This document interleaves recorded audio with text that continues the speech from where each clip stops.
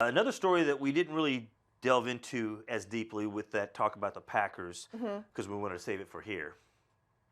Boatgate. Is that what we're going to call it? I don't know. I think It's certainly Biebergate, but yeah, Biebergate, Boatgate. Boatgate, whatever. I mean, there's so many tentacles regarding this story here that started last week, a week ago today, right?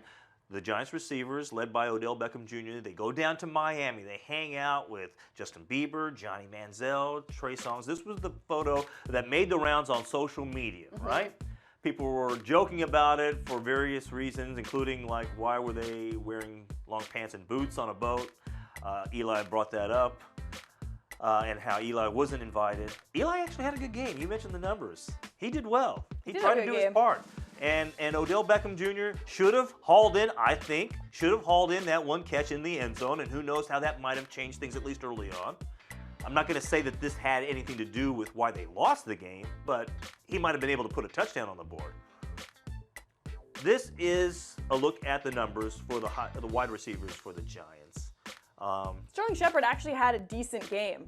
If he's your number 3 receiver, Right. he puts up those kind of numbers, Right. and your other receivers perform like they should have, you would not But be that's not the upset focus. with what No Sterling one's Shepard- talking about Sterling Shepard, But what right? I'm saying is Sterling Shepard was down there in Miami. So No. if you're going to go ahead and blame what happened in Miami with what But happened during the game, It starts with that there- first name.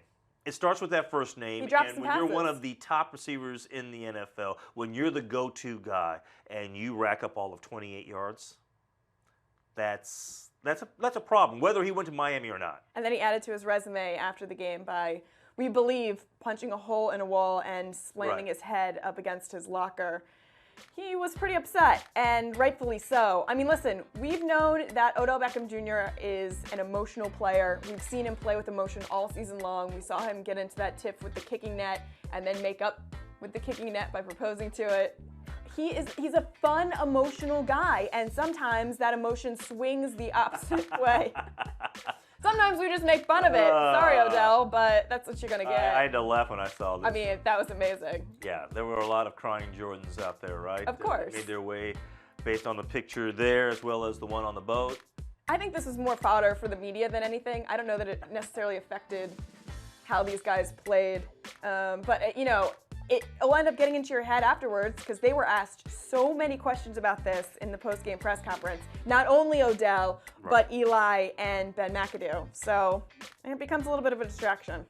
It's just a bad look, right? I mean, you can do whatever you want to do on your off days, and most people do, but also understand that if you do something and you don't come through with what you're supposed to do, if you don't do your job, you're going to get criticized. I do kind of blame Trey Songz, though, because he posted the picture. And I think the optics of it is what makes it the worst. By the way, Trey Songz completely defending his group of guys, the receivers, by saying the defensive backs weren't on the yacht.